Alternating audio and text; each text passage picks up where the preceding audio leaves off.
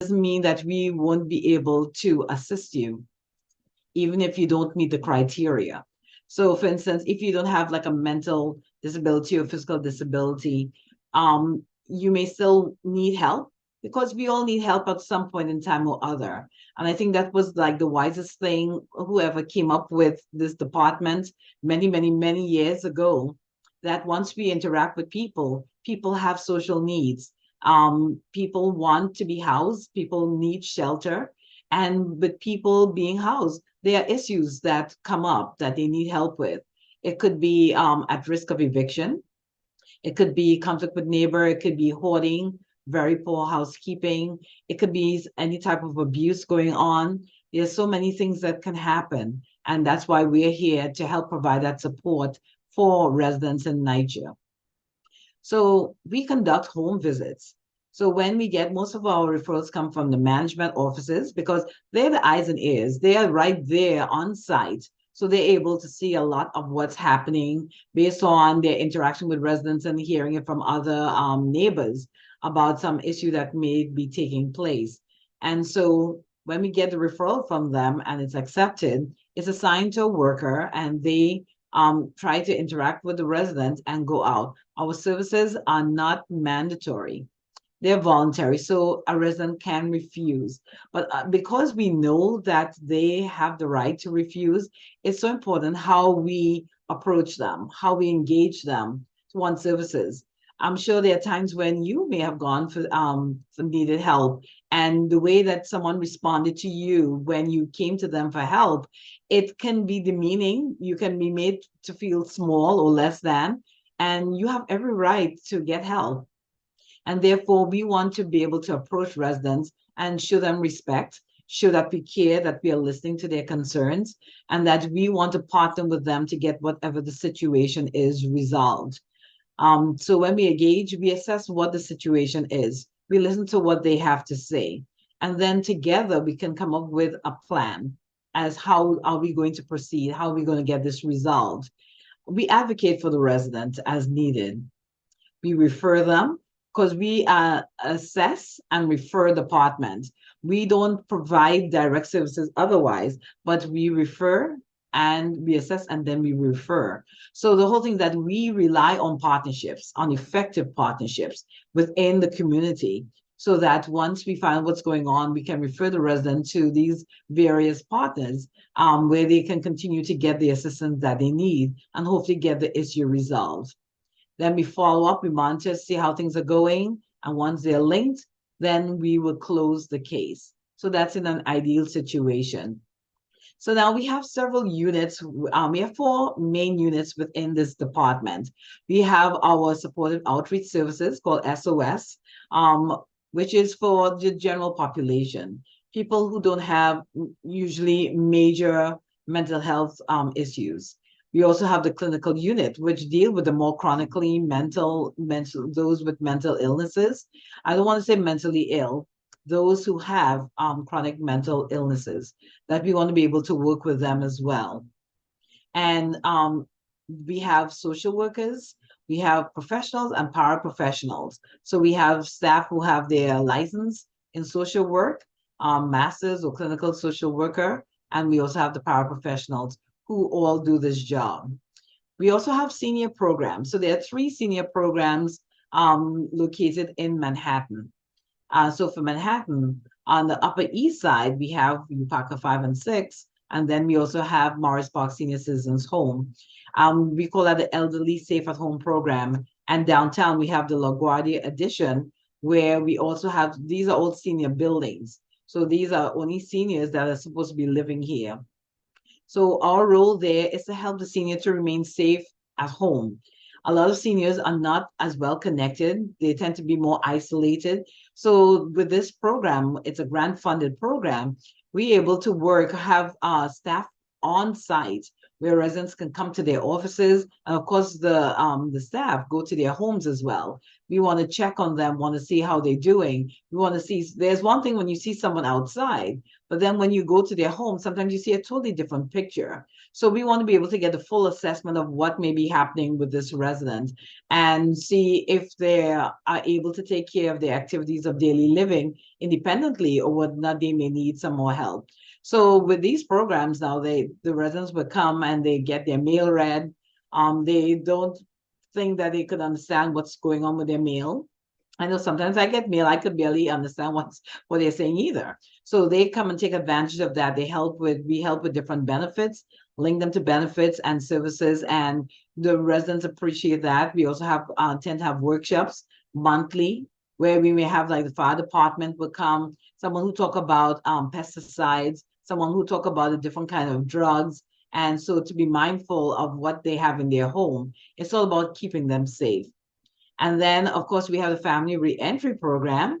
And of course, Sarah is going to be coming right after me to share in depth what the family reentry program does. And it's a fantastic program.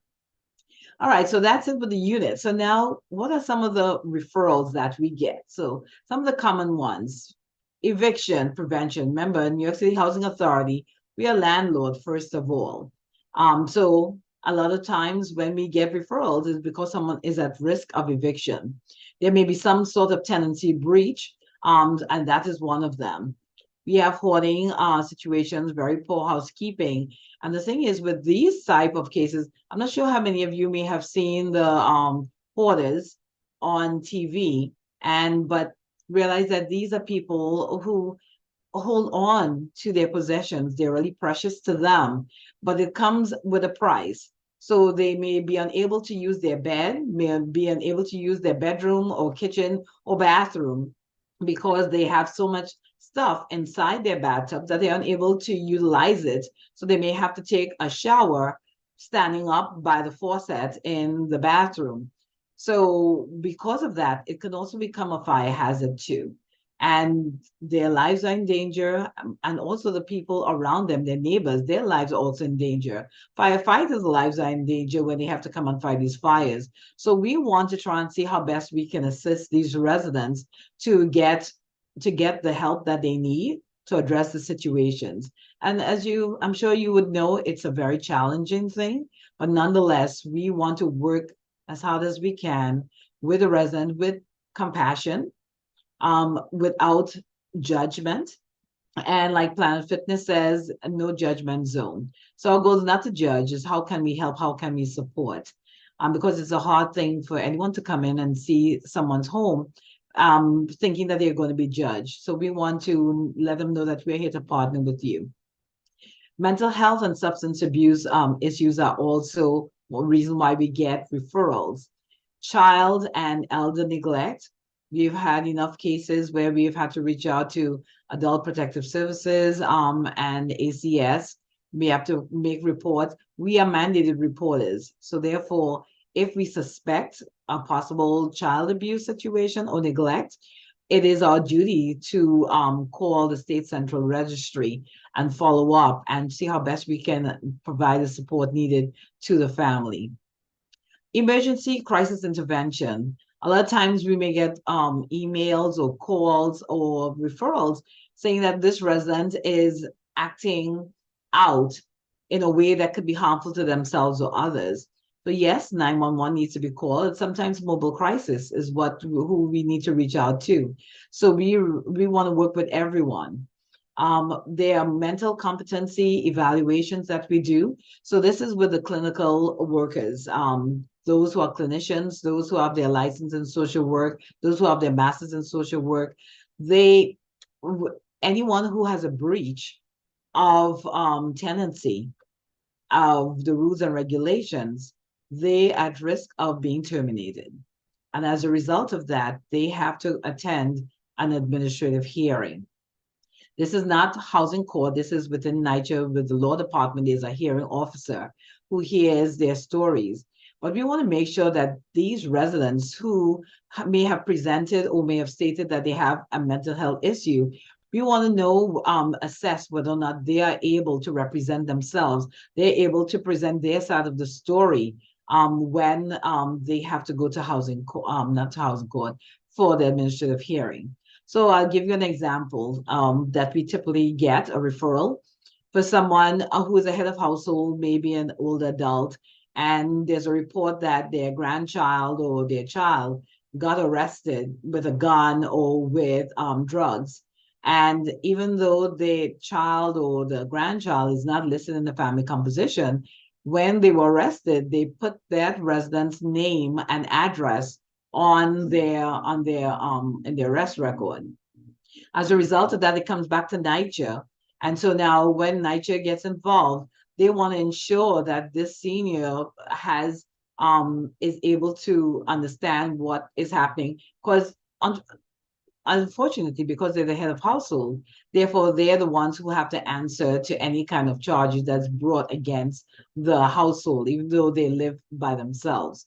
So sometimes we will get involved with those, or there are other instances where we have to go out and do a biopsychosocial, where we look at the biological aspect of that residence.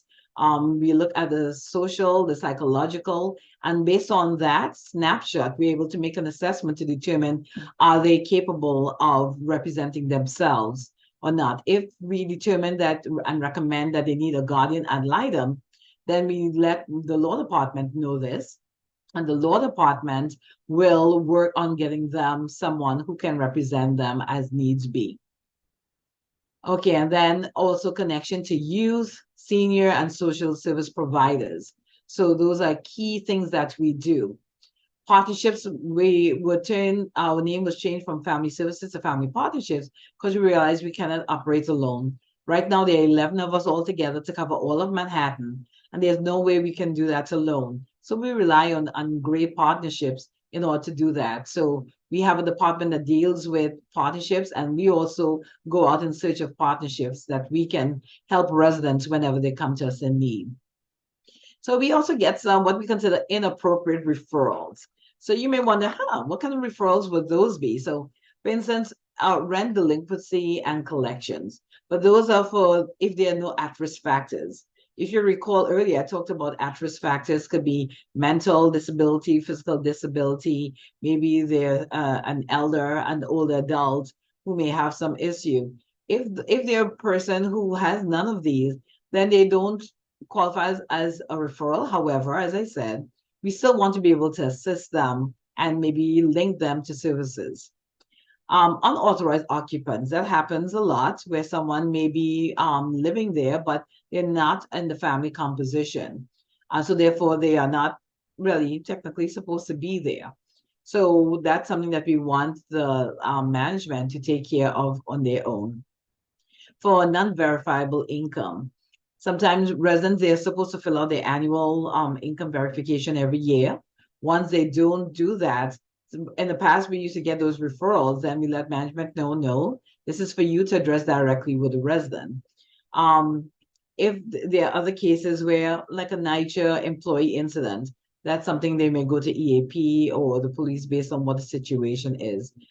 But most referrals we do accept, and if not, we always want to be able to help in some form or other. So the other things that we do too, I would call crisis intervention. So for instance, fires. We know that once people are there will be fires. We had a fire just maybe 2 days ago. There was fires. When we get fires, we want to outreach the management office to get more background information about the residents, and then we outreach the resident to see how best we can offer services. We are very much aware that they're in crisis. Most of the time when there's a fire, that means that with the fire department coming in and with them using water, there's a lot of water damage. There's a smoke damage. And as a result of it, the family cannot remain in that apartment. It has to be repaired. That could take months and months for that to happen. In the meantime, what does the family do? So the family can go either to, if they have other family or friends that they can stay with, that's fine. That would be good. But if not, then it's up to NYCHA to try and relocate them.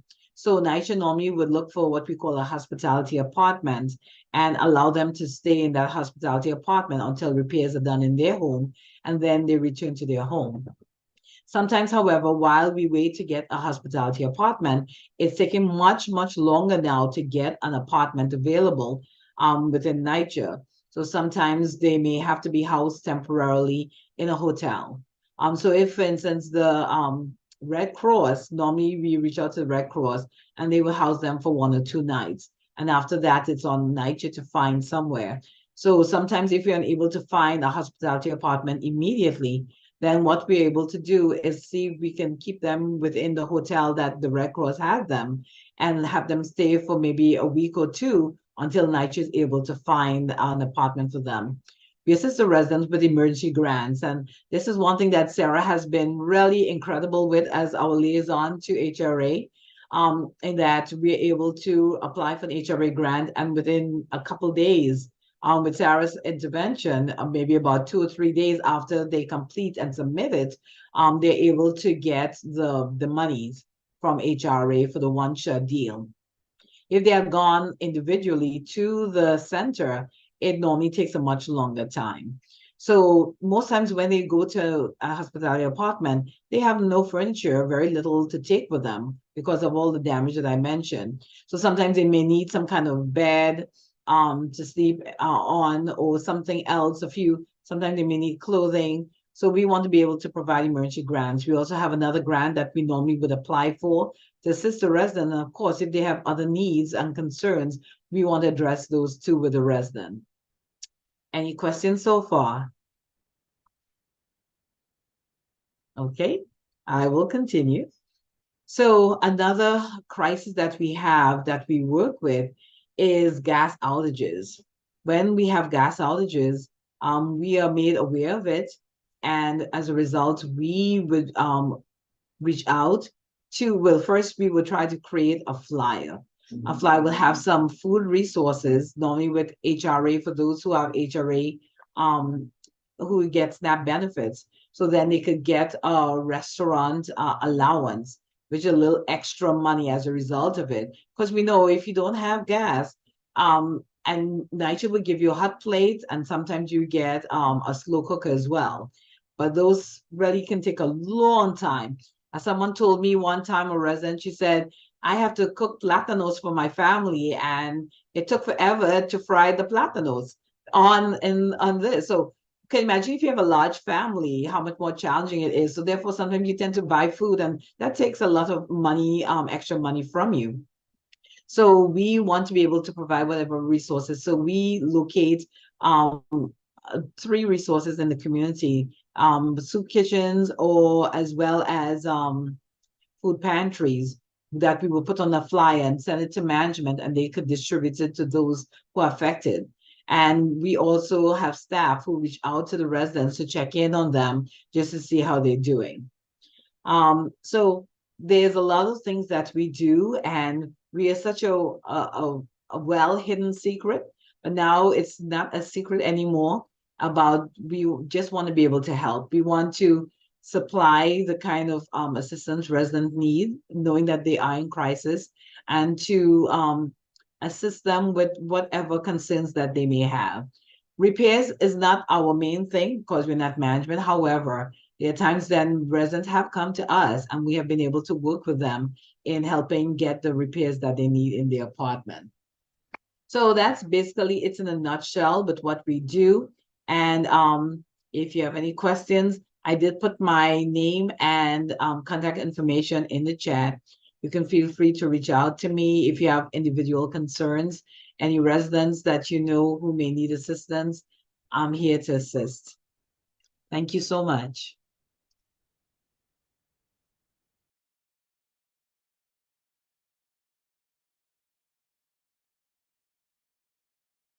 Now, anyone has any questions?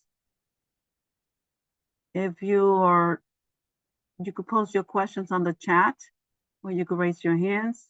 If not, we're going to move to Ms. Sarah Figueroa to cover the NYCHA Reentry program. Ms. Figueroa? Yes, I'm here. How are you?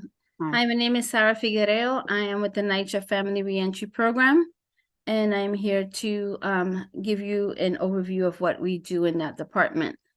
Like Lauren Antoine said, we do operate under the family partnership. We're under the umbrella. Is there any way I could share my screen? Absolutely. Let me make you a co-host. One sec.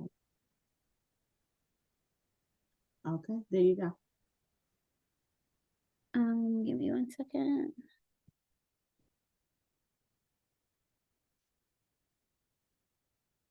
I'm looking for. Okay, so.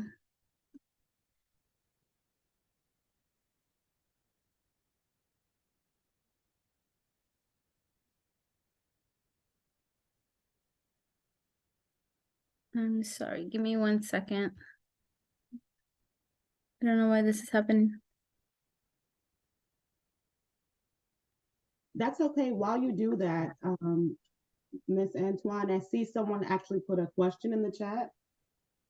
Sure. Would you want me to read it?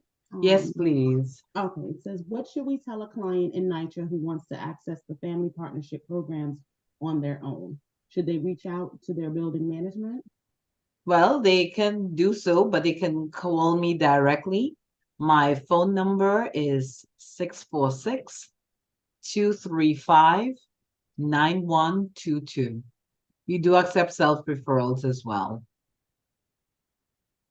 Awesome. And even if we don't find that they meet the criteria, as I said, we turn no one away. We would definitely hear what their concern is and see how best we can assist them and link them.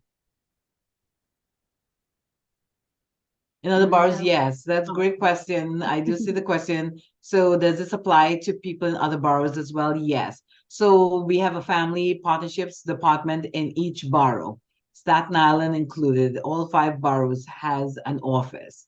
The Queens and Staten Island are linked by together, but nonetheless, there's help in each borough.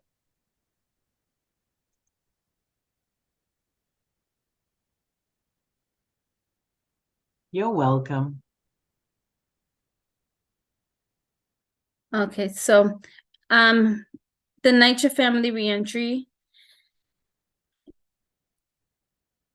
and what we're going to cover today. So what we'll cover today is what is the NYCHA Family Reentry Program, the program and referral numbers, success story, and how to refer to our program.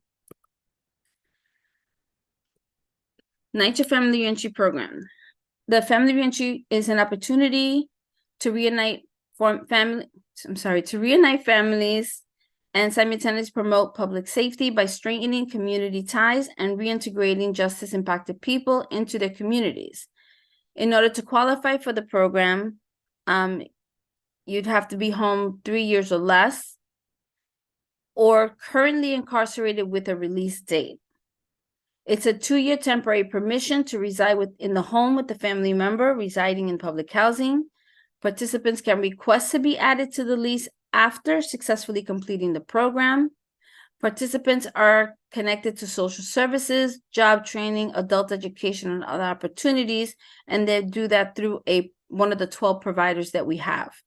While in the Family Reentry Program, the participant's income does not count towards the NYCHA's calculation of the family's rent, so the head of household's rent will not go up based on any income the applicant or at that time participant is making while he or she's in the program.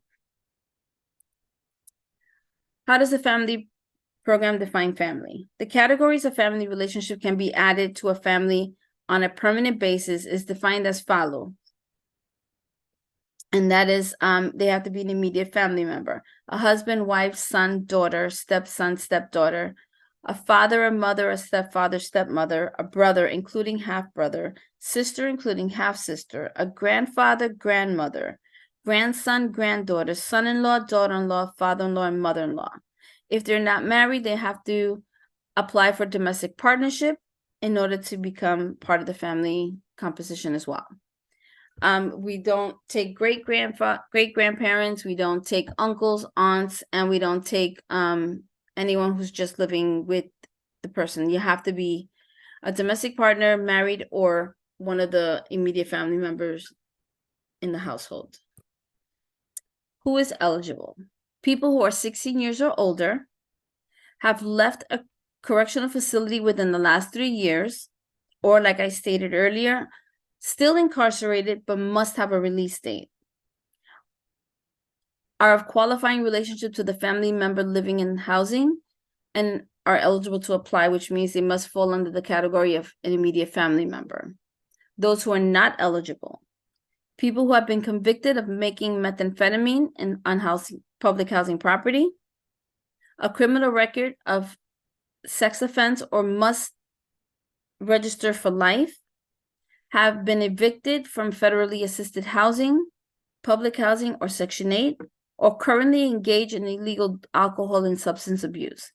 Now, the sexual offenders, anyone who is a sexual offender registered, we don't accept lifetime registered offenders. So if you were registered as a sexual offender on the level 1, you can apply for the program and we will review that application.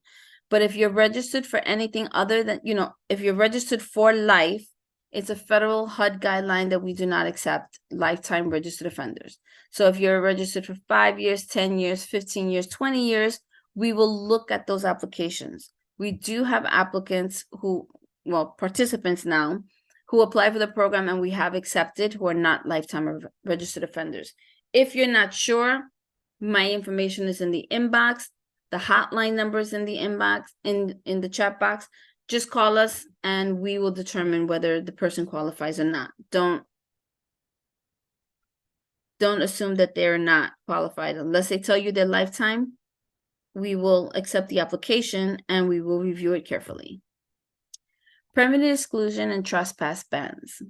If an individual was permanently excluded or has a trespass ban placed on them by NYCHA, they may apply for the Family Reentry Program. If they are accepted, the permanent exclusion or the trespass ban will be temporarily suspended while they participate in the program.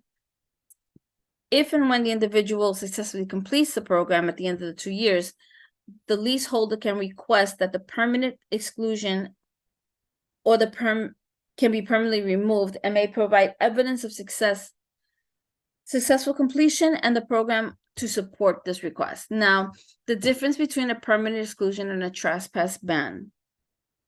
Permanent exclusions are issued by NYCHA, and we're excluding that person from a specific apartment. If that's the apartment that they're going back home to, again, we will lift that exclusion temporarily for 2 years. And after the 2 years, when they complete the program, we assist the head of household in lifting it permanently. So that way the person can either get back on the lease with them permanently, or if they decide to leave and get their own apartment, they can at least come back home and visit at any time without putting the head of household's tenancy at jeopardy. The trespass ban is issued by NYPD. And a trespass ban means that you are not allowed on any NYCHA grounds across the 5 boroughs. When they are accepted into our program, we will work with NYPD to lift that ban for that building only that they're returning home to, which means they're still banned from any other NYCHA property. They can't step foot on any other NYCHA property. We explain this to them. We make sure they understand it, because if they're caught on another NYCHA ground, they will be rearrested for trespassing. So we're only going to lift it for the building that they're going back into. That's the difference between the two. We get a lot of questions about that. Additional restrictions. The program is not open to Section 8 families or families living in the NYCHA 13 tax credit developments. And we have some of the developments listed: Amsterdam Addition, Bayview, Bushwick, Castle Hill, Chelsea, Drew Hamilton, Frederick Samuel, Manhattanville, Marble Hill, Marlborough, Rutgers, St. Mary's, and Stapleton. If any of those families are living in those buildings and they're not a Section 8 voucher holder, because we have had a few, not many, who are living in those tax credited buildings but do not have a Section 8 voucher, they can apply for the program. If they're not sure, just submit the application to us and we will wean it out for them. A participant must meet the age requirement to join the family in a senior development. So if they're going into one of the senior developments that Lauren had mentioned earlier, or any of the other senior housing, they have to be 62 or older in order to go and live with that person. Also, an applicant will not be able to join the household if the apartment is extremely overcrowding. So if it's overcrowded, we will consider it because it's temporary, as long as they have a safe place to sleep.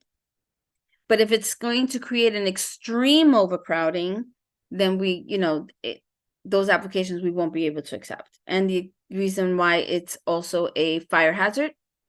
So we are not allowed to put a certain amount of people in an apartment that will create an extreme overcrowding. Participants must be willing to do 3 things. One is participate in intense case management for services for the first 6 months. And they're going to be doing that with the provider who they're linked with. Live with the family member who currently lives in NYCHA housing or who agrees to participate, and make a positive change in their life. We have a total of 337 referrals as of this month of November. We've only denied 33 of those applications. 109 have been withdrawn, and 3 are currently pending and under review. So the reason why we may deny a case is 1, extreme overcrowding. 2, they don't qualify for the program. They might have an open case, which we cannot accept any applications with open cases, or they're just not ready to join. And the main reason would be parole denied their address. So we usually try to have parole approve the address prior to proceeding with the application. Withdrawn applications, we will withdraw an application if we find out that the person is not immediate family member to the head of household, they're not married or filed for domestic partnership, or they just changed their mind and they don't want to join anymore. They might have found somewhere else to go. They might have been rearrested during the process of having their application reviewed. Those are just some of the reasons why it would be withdrawn. There's like a whole list. And under review means that we are currently reviewing 3 active applications to see if they qualify for the program. And these numbers are from November 2013 to now, current November 2023. So we've been doing this for 10 years now.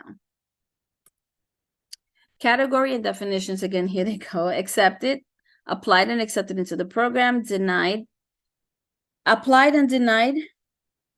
And withdraw, I mean, we did this already on the other one. We didn't discuss deferred. So deferred applications, we don't have any currently. But NYCHA request applicant demonstrates progress and return for another interview at a later date, which means at the time of the that we received the application and reviewed it, we might have felt that they weren't ready for the program at that moment, but we do see potential in them. So what we would do is we would go back to the provider and say, hey, this is what we want to see. And they have 3 to 6 months to complete those goals that we set for them. Or to show us that they're going to be a fit for the program. We might have made those decisions based on what they've done inside as well. So the more they've done inside, the better opportunity they have at returning back home.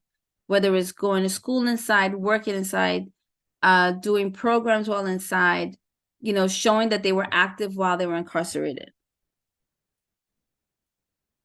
Yes, Monique. I just wanted, someone asked a question before you go too far. I wanted to know if you could repeat the participant requirements and what do the participants need besides case management, or what do they need to do besides participate in case management? So they want to know what the participant requirements are. All right, the participant requirement, what page was that again? The person who asked, can you Slide 8. 8? It sounds like they said 8.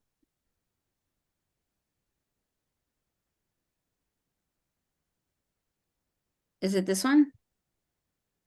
Yes. So you want me to elaborate on what is required from them? Participants in intense case management service for at least 6 months. Is that the one? So when we say that we want them to participate in intense case management, so they have to be willing to work with the provider they're linked with for 6 months. And in those 6 months, depending on the provider that they're linked with, because each provider provides different services, they may be mandated by parole or probation or the court, or part of their agreement with parole prior to being released early is to do maybe drug rehab, anger management, Alcohol Anonymous, or you know, programs like that. So they would have to complete those programs within the 6 months, even if it means going back to school, doing a trade, getting their OSHA certification. So they're going to be working with the provider, and basically what they're also going to be doing is they're going to set goals, and in those goals they have 6 months to meet them. And if it takes them a little more, that's fine, but it's not mandated that you have to do this in 6 months. But you have to show that you're willing to participate in those in 6 months. Some of them, most of our participants who are actively in our program are working. So if they're currently working full time, they're not mandated to do these programs because they're working. It's all on a case-by-case basis. It's, you know, and again, unless the program is mandated by parole or probation or part of their discharge, we don't mandate them to do it, they do. Did I answer the question? Yes, okay, good. There was another, I think I saw another question here. No, it was just the second part, but I feel Oh, like yeah. you explained all of that. Yeah. Okay, I saw that. Wanted to make sure I answered her. All right. Success stories. So Jose Gonzalez was our first applicant who applied for the program and was accepted. And he wrote, "Family reentry gave me a second chance in life. It allowed me to reunite with and care for my loving mother and regain employment as a building maintenance coordinator. I was able to make my mom proud before she transitioned." He is now the new head of household in the home because he completed the program successfully. We were able to get him on the lease successfully. So now he was a permanent resident at NYCHA. So when his mom transitioned, we were able to work with him to be one of our first who was in the program to be able to become the new head of household. There's another question. Oh, okay. So, you know, he currently does still work with our unit when we go out or we have a guest speaker. He's always willing to step up. We also have 2 NYCHA participants, one who's still actively in the program and one who finished the program successfully, who actually work for NYCHA. So they are able to get jobs with NYCHA while in the program and with their criminal history. Partners. So currently we have 12 partners, 12 providers, and these providers do the application process. So when someone wants to apply to return back home with their family members, one of these 12 partners will do the application process, which is a 3-part application, and they will submit it to our unit and we will process it. Once we accept them, we'll inform the provider we accepted their participant, and they will give us their goals for the next 6 months. Every month, on the 1st of the month, they will send me a progress report as to where they are with their goals. What are they doing? Did they find work? Are they going back to school? Are they compliant with parole or probation? We also work with parole or probation as well, and to make sure that they're not, you know, that they're staying on track and they're being compliant. So if anyone is interested in the program, they will be referred to one of these 12 providers. Here is our hotline number, our email, our family reentry email. I also included my personal email, my work email in the chat, so you can email me directly. And even if you email the family reentry, they all come to me as well. We usually respond within 24 hours or less, unless it's a weekend. Abraham Tejeda is our family reentry administrator. I am the project manager, and we have Natasha Crump, who is the family reentry coordinator. What our roles are is Abraham goes out and promotes the program, does presentations. He goes to parole or probation, meeting those who are freshly coming home, explains the program to them as well to see if they qualify. He also goes into the prisons and jails, and we also meet with potential clients in the prison or jails, and if they qualify, we'll refer them to a provider. Natasha is more like an administrator as well.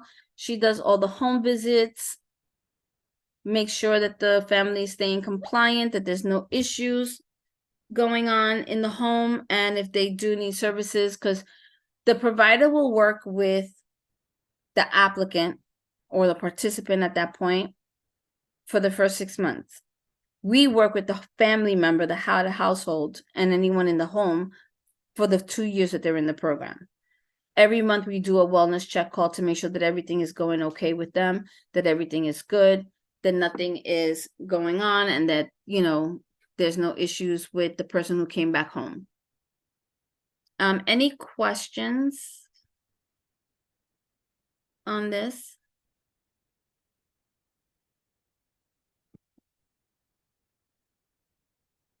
I think I covered everything.